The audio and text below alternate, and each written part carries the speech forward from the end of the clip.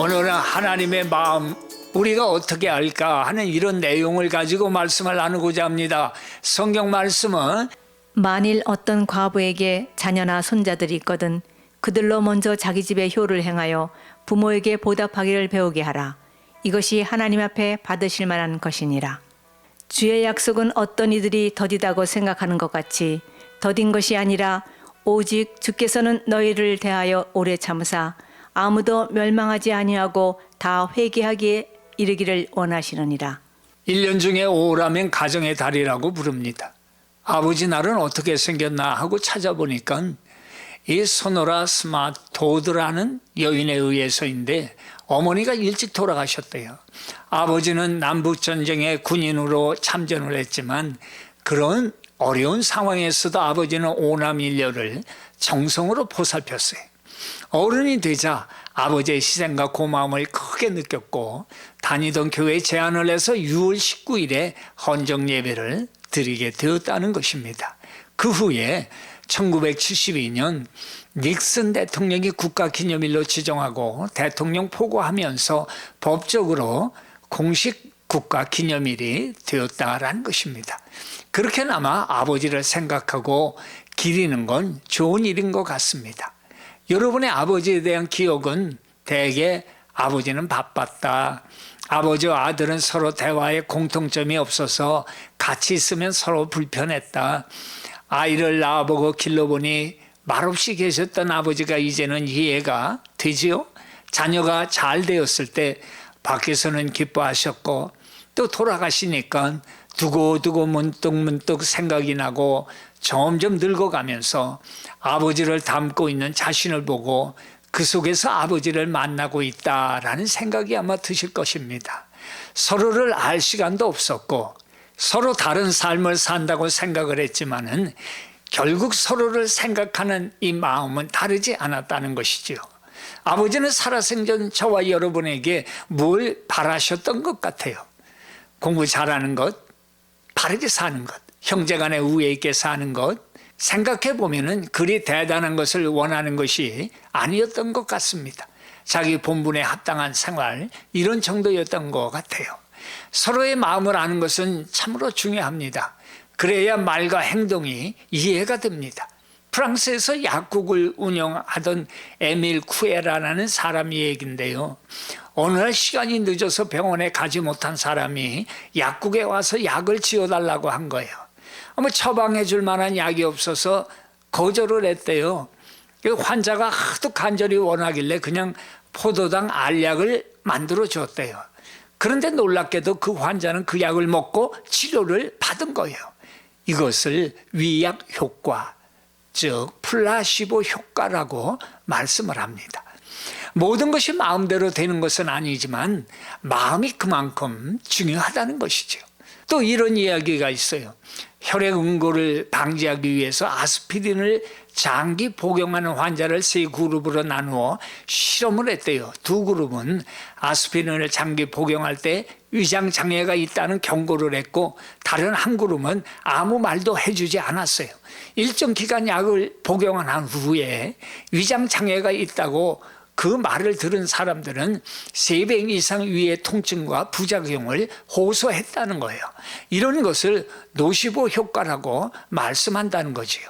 없는 병도 마음을 어떻게 먹느냐에 따라서 몸이 만들어진다는 거예요. 사람의 마음은 실제로 뇌와 신체에 영향을 미친다는 것입니다. 플라시보 효과는 30%, 노시보 효과는 70% 정도의 결과가 나타난다는 거예요. 무슨 말이냐면 부정적인 마음의 결과가 더 인간에게 심각하게 반응한다는 그런 얘기예요. 미워하고 증오하고 시기하고 분노하고 악을 품고 탐욕 부리고 저주하고 원수 맺는 것과 같은 나쁜 마음을 먹으면 그만큼 몸도 건강하지 못하고 인생도 불행해진다는 것입니다. 미국의 수필가인 에머스는 사람이란 종일 자기가 생각하는 바로 그것이다 이런 말을 하잖아요. 여러분 하나님에 대해서 어떻게 생각을 하십니까? 좋다고? 아니면 무관심이라고? 아니면 생각대로 해주지 않아서 말을 안 하고 지내시진 않습니까? 그러면 하나님은 우리를 어떻게 생각하실까요? 성경에 보니까 우리를 자녀라고 생각하신다는 거예요. 그러면 구체적으로 하나님의 마음은 어떤 것일까요? 첫째는 하나님은 모든 사람이 구원받기를 원하신다라는 것입니다. 베드로후서 3장 9절에 보니까 주의 약속은 어떤 이들이 더디다고 생각하는 것 같이 더딘 것이 아니라 오직 주께서는 너희를 대하여 오래 참으사 아무도 멸망하지 아니하고 다 회개하기에 이르기를 원하시느니라, 이렇게 말씀하셨어요. 그 어떠니, 이 말씀은 그 당시 예수님의 재림을 조롱하는 사람들이에요. 언제 오시겠냐라는 거예요. 이렇게 힘든 시절을 지나고 있는데 도대체 왜 안 오시냐라는 거예요. 이러면서 이 사람들이 사람들을 미혹했다는 거예요. 그러자 거기에 영향을 받아서 믿음을 떠나는 자도 생겨나게 된 것입니다. 그러나 성경은 거기에 대해서 확실히 대답을 해주시는 거예요. 오래 참으신다라는 거예요. 왜? 모두 멸망치 않고 다 회개하고 구원을 얻게 하시려는 주님의 기다림이라는 거예요. 이 기다림, 인내는 무능력이 아니라는 것입니다. 전적인 하나님의 사랑을 바탕으로 전 인류를 기다리고 계신다는 거예요. 돌아오기를 말입니다. 거기에 대해서 아주 좋은 비유를 설명해 주는데, 기다릴 뿐이 아니라 찾아 나서는 하나님을 보여주시는 그런 내용이에요. 누가복음 15장 1절에 7절 말씀이에요. 잃은 양의 비유예요. 목자가 양을 잃어버렸어요. 그것도 100마리 중에 겨우 한 마리 잃어버린 거예요. 그걸 찾으려고 99마리를 우리에 두고서 찾으러 다니다가 찾아서는 너무 기뻐서 어깨에 둘러매고 돌아와서는 사람들을 모아서는 양 한 마리 찾았다, 이러고는 잔치를 벌이는 그런 내용이에요. 여기서 우리는 목자의 마음과 우리의 마음 어떻게 다른가, 이걸 보게 됩니다. 먼저는 우리의 마음이에요. 이 문제에 대해서 우리는 어떻게 접근을 하냐 하면 경제적인 문제로 접근을 하고 있다는 거예요. 99대 1이에요. 그까짓 것 하나. 산사자에게 물려갔는지 늑대에게 물려가 이미 밥이 되었는지도 모르는 불확실한 생존 확률을 가지고 찾아 나선다는 것은 남아있는 99마리를 돌보는 시간을 낭비하는 것이요. 또 그까짓 그 돈으로 환산해 보면 얼마 되지도 않고, 더구나 목자 발품과 생명을 걸고 싸워야 하는 상황을 맞이할지도 모르는데, 그걸 찾는다는 것은 모든 면에서 손해라고 하는 생각이라는 거예요. 그런데 목자는 우리의 생각과 다르다는 거예요. 왜냐하면 먼저는 양과의 관계가 있다는 거예요. 지금도 그렇지만 당시 요즘처럼 목장이 있는 것도 아니고 풀이 넉넉한 것도 아니에요. 메마른 사막에서 사막으로 이어지는 그 중동 지역에서는 어쩌다 자연적으로 조금씩 있는 풀을 찾아 먹이느라고 이곳저곳을 헤매며 양들과 함께 따라다녀야 합니다. 그야말로 목자와 양은 어떤 때에는 허음전한 골짜기 지나야 되고, 어떤 때에는 맹수를 만나든가 강도를 만나게도 됩니다. 목자는 자신의 생명을 걸고 양들을 지켜내야 했어요. 더 무서운 건 폭풍이 불고 벼락이 칠 때 잘못하면 많은 양이 죽음을 당하기 때문에 이 자연의 위험으로부터 저 양들을 보호하기 위해서 피나는 노력을 했어야 됐다는 거예요. 이런 상황을 넘어서 목자는 풀이 있는 곳으로 양들을 인도해서 풀을 먹이고, 또 계속해서 다음 초장을 찾아 위험한 길을 생명을 걸고 양들을 보호하며 인도해 나간 거예요. 그러니 이 양들이 동물이 아니라 자식과도 같은 그런 관계가 된 거예요. 양들도 목자의 수고를 다 아는 거예요. 이름을 부르면 알아듣고, 이렇게 위험을 무릅쓰고 지내는 가운데 양과 목자는 대단히 가까워지고 사랑하게 된 거예요. 이것이 목자와 양의 관계라는 것입니다. 이 관계는 경제의 관계가 아니라 사랑의 관계라는 것입니다. 우리가 한 영혼을 구원하기 위해서 어떤 마음으로 접근해야 하는가라는 원리를 보여주는 거 아닙니까? 그것은 바로 목자와 같은 사랑의 원리라는 거예요. 그것이 아버지의 마음이라는 것입니다. 접근해야 할 원리가 여기 있다는 거예요. 사람을요, 경제적인 원리로 보게 되면요, 그 교회는 이미 하나님의 능력을 상실한 교회예요. 한 개인도 마찬가지도 한 영혼 구원하는 그 일을 볼 때에 투자의 가치로 따진다면 그건 사람의 일이지 하나님의 일은 아니라는 것입니다. 또 하나 이 말씀에서 중요한 것은 양은 제 발로 찾아오지 못한다는 거예요. 스스로 돌아올 능력이 없다는 거예요. 내가 돕지 않으면 저는 죽는다는 것입니다. 이 양이라는 동물은 순하기도 하지만 멍청합니다. 그래서 갔던 길도 돌아오지 못하고 제 집도 못 찾아와요. 그러니까 이 목자의 입장에서 생각하면 내가 저에게 가지 않으면 저는 내게로 올 수가 없다는 거예요. 그게 지금 불쌍한 처지에 있을 뿐만 아니라 내가 가지 않으면 저는 죽는다는 것입니다. 이것이 바로 우리 인생을 보시는 예수님의 마음이면, 그래서 예수님은 이 땅에 우리를 위해 오신 것입니다. 우리 인간 자신이 스스로 하나님께 나아갈 길은 없다는 거예요. 왜요? 우리는 죄로 인하여 전적으로 타락해서 하나님과의 죄의 벽이 막혀서 나아갈 수도 없는 거예요. 그렇기 때문에 하나님께서 이 땅에 오신 거 아닙니까? 하나님은 말씀하세요. 한 번 죽는 것이 사람에게 정해진 것이요 그 후에는 심판이 있으리니 히브리서 9장 27절로 말씀하고 계시지 않습니까? 예수님을 믿는 사람에게는 천국에서 상급의 심판이 있고, 예수님을 믿지 않는 사람은 지옥 가는 형벌의 심판이 기다리고 있다는 사실이라는 거예요. 그래서 아버지는 기다리시고 찾아 나서는 바로 한 영혼 구원을 위해서 사랑의 마음이라는 것을 보여주고 말씀해주고 계시는 거예요. 주님은 내가 너에게 이루는 이와 같이 죄인 한 사람이 회개하면 하늘에서는 회개할 것이 없는 의인 99으로 말미암아 기뻐하는 것보다 더하리라 말씀해 주시는 거 아니에요. 그게 바로 하나님 아버지의 마음이다 말씀해 주는 거예요. 둘째는 모든 사람의 몸과 마음이 건강하길 원하시는 게 아버지 마음이에요. 이사야서 61장 1절에서 3절의 말씀을 보세요.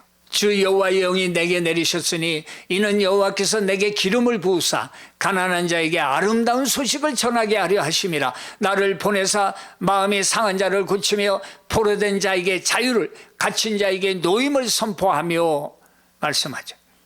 이사야서의 이 말씀은 바벨론에서 고통받고 있는 이스라엘 백성에게 위로를 주시기 위해서 이사야가 하나님의 말씀을 받아 전하는 그런 내용이에요. 그런데 여기서 우리가 특별히 볼 것은 모든 것이 억눌려 있는 마음의 상태라는 거예요. 상처받은 마음, 미움과 시기와 질투 같은 죄에 포로된 마음, 더 이상 이것을 벗어나지 못하는 갇힌 마음이다 말씀이에요. 여기서 갇힌 마음, 이 원 의미를 보니까 감옥에 갇힌 상태예요. 자유가 없어요. 노임을 받는다는 것은 또한 열쇠로 문을 연다는 거예요. 우리의 마음이 이런 상태로 갇혀 있다 할지라도 그 마음을 열 수 있는 분은 오직 예수 그리스도라고 말씀해 주시는 거예요. 우리의 마음이 중요해요. 마음의 상처를 받는 원인은 다양합니다. 그런데 예수님을 믿어 새로운 피조물이 되었는데도 왜 마음에 병이 듭니까? 살다가 상처를 받기 때문이라는 거예요. 왜 마음이 상처를 받습니까? 상처를 받는 이유는 많이 있어요. 그런데 나누면은 대개 두 가지예요. 첫째는 결핍으로부터 오는 거예요. 받고 싶었는데 못 받은 것을 통해서 오는 마음의 상처예요. 사랑받고 싶었는데 사랑받지 못한 것으로부터 오는 상처. 인정받고 싶은데 인정받지 못하고, 이해받고 싶은데 이해받지 못하고, 위로받고 싶은데 위로받지 못하고, 칭찬받고 싶은데 칭찬받지 못하면서 상처가 생겨납니다. 부모의 이혼, 부모의 편애, 학대, 부모의 부도, 부모의 심한 다툼, 부모의 태도, 부모의 사별, 가난, 어릴 때 받아야 할 것들을 받지 못해서 상처가 생겨납니다. 선생으로부터, 목사로부터, 배우자로부터, 친구로부터 받아야 할 것을 받지 못해서 마음에 상처가 생기게 됩니다. 애정 결핍, 인정 결핍, 칭찬 결핍, 이런 것들이 생겨나는 거예요. 그래서 어른이 되었는데도 유치하게 말하고 행동을 하는 거예요. 알고 있으면서도 감정대로 말하고 행동을 하는 거예요. 결핍이라는 거예요. 둘째는 나쁜 일을 당함으로 오는 거예요. 상처를 받는다는 거예요. 원치 않게 겪은 것들 때문에 오는 거예요. 또 나쁜 말을 통해 상처를 받죠. 억울한 말, 독설, 비난, 비교를 당하면 상처를 받습니다. 나쁜 행동으로 인해서 상처를 받아요. 폭행, 폭력, 억울한 일, 이런 등등 일입니다. 이런 걸 당할 때 나쁜 대우를 받아서 상처를 받습니다. 부모로부터, 친구로부터, 스승으로부터, 직장 상사로부터 정당한 대우를 받지 못하면 상처를 받게 됩니다. 그러면 마음은 병이 들고 병든 마음은 병든 행동을 하게 하고 병든 마음이 병든 인생을 만들어낸다는 거예요. 잠언 23장 7절 보세요.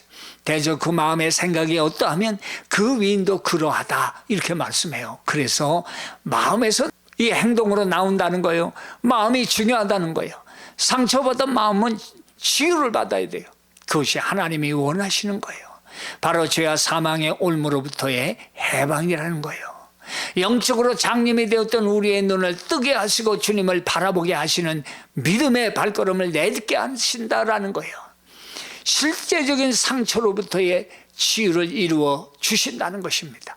신명기 5장 29절에 보니까 그들이 항상 이 같은 마음을 품어 나를 경외하며 내 모든 명령을 지켜서 그들과 그 자손이 영원히 복받기를 원하노라. 이게 하나님의 마음이에요. 과거에는 이스라엘이 바벨론 포로로부터 돌아오는 것이에요. 현재를 사는 우리는 바로 예수님으로 인하여 구원받고 치유받는 일이에요. 바로 예수님 앞에 나와야 하는 것입니다. 주님은 우리 상처를 다 가지시고 십자가에 죽으시고 3일 만에 부활하지 않으셨습니까? 능력은 거기에 있는 거예요.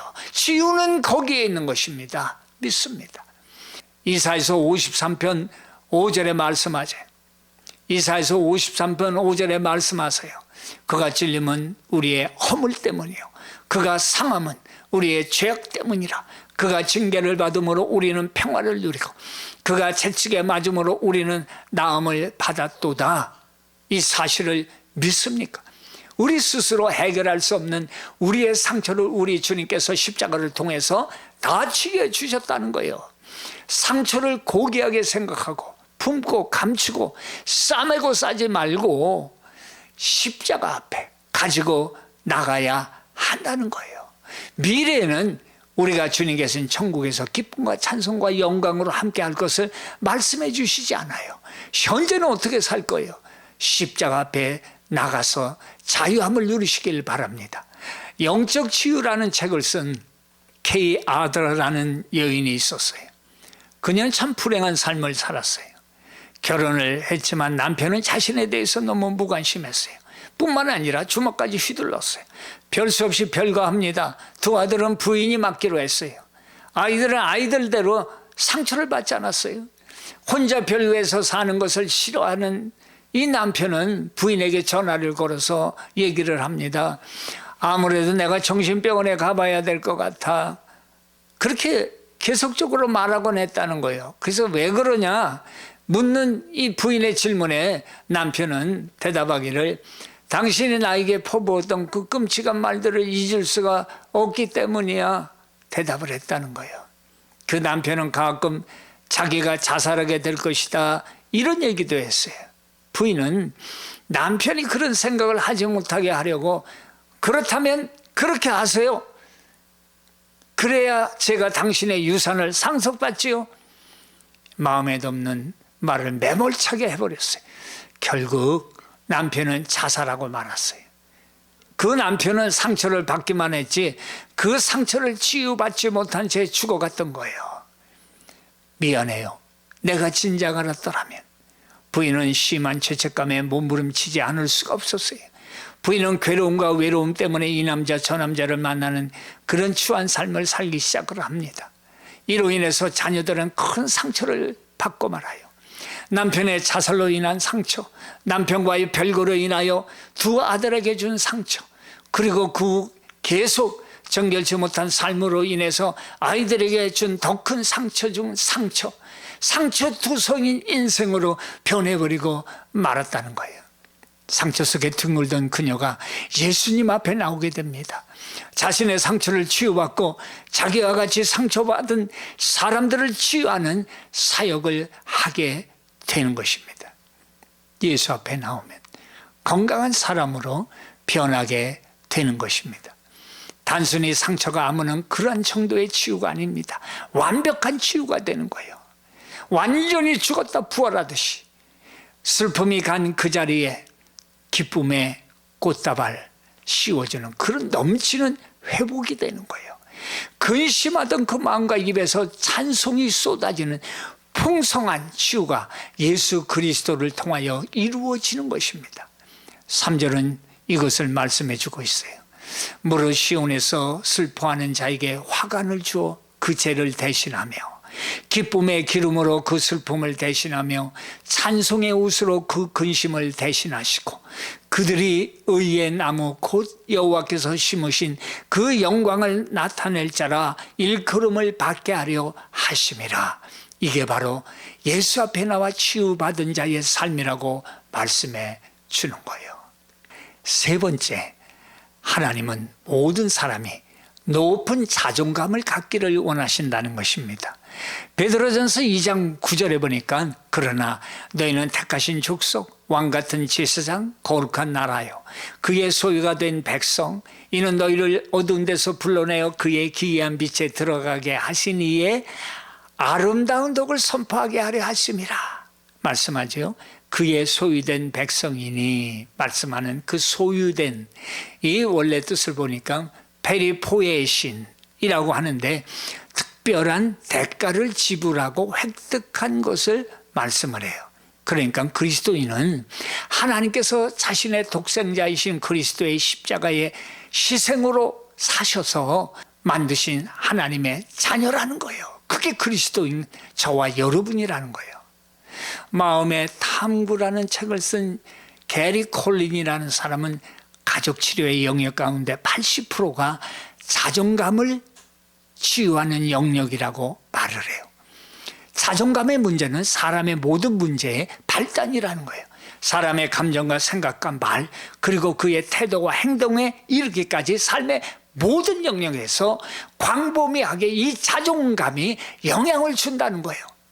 사람의 기본적인 자존감은 나이가 7살에서 8살 그 이하의 형성이 된대요.